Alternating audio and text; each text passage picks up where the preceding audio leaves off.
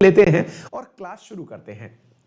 You are brave than you believe. आप जैसा जितना अपने आप को मानते हैं उससे कहीं ज्यादा बहादुर हैं, विश्वास रखिए। Stronger than you seems.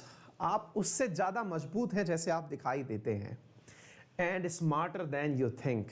Sometimes ऐसा होता है कि हम अपने आप के ऊपर इतना डाउट कर लेते हैं, है ना, हमको अपने ऊपर इतना डाउट हो जाता है कि यार पता नहीं मैं दिखता कैसा होऊंगा, पता नहीं लोग मुझे मूर्ख तो नहीं समझते होंगे। हर प्रकार का सवाल अपने ऊपर लागू कर देते हैं हम अपने आप की शक्तियों पर बहुत ज्यादा संदेह करने लगते हैं। और आपको पता है हम अपने ऊपर सबसे ज्यादा डाउट कब करते हैं? जब हम किसी एग्जाम में फेल हो जाते हैं या फिर हम किसी प्रॉमिस में फेल हो जाते हैं, हम अपने ऊपर डाउट करने लगते हैं। मेरा एक छोटा सा अनुभव है, इसे आप ऐसे समझिए कि आप किसी भी एग्जाम में फेल होकर दुखी हों या अपना कॉन्फिडेंस डाउन करें, यह आपके जीवन को वाकई में प्रभावित तो करता है। लेकिन याद रखिएगा, आपका अपना कॉन्फिडेंस वीक अगर हो रहा है तो इसके पीछे आप जिम्मेदार एग्जाम को मत मानिए।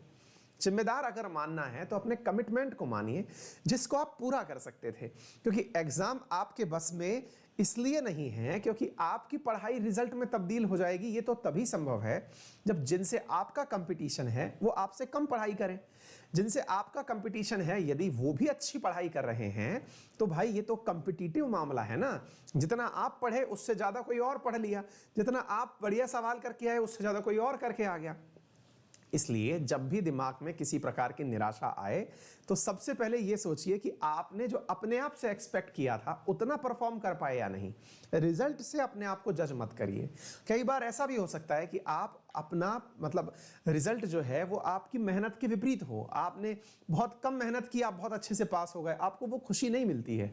खुशी इस बात से मिलती है कि आपने जो पढ़ा था वो पेपर में आ गया, या जितना सोच के गए थे उतना आप कर पाए, आपने जितनी मेहनत की थी उतना आप एग्जाम में परफॉर्म कर पाए। इसका अभ्यास करते रहिए, है ना। तो आप बजाय फल के, जैसे कहते हैं ना, कर्म किए जा फल की इच्छा मत कर।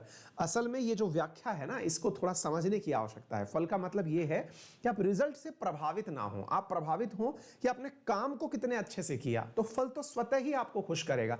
इवन अगर आप फेल भी हो गए ना तो भी आपको निराशा नहीं होगी, क्योंकि आपको पता होगा कि यार मेरी इतनी ही मेहनत होती थी। मेरा एक छोटा सा सिद्धांत है, जब भी मैं कोई काम करने लगता हूं, हालांकि बहुत कुछ तो जीवन में नहीं उखाड़ा है लेकिन हाँ थोड़ा बहुत सिग्निफिकेंट कुछ तो किया है, तो उस स्थिति में मैं अपने आप को लेकर के ये मानता हूं कि जब भी कोई काम करो उसको इस लेवल तक कर लो कि यार इससे अच्छा नहीं कर सकता था मैं।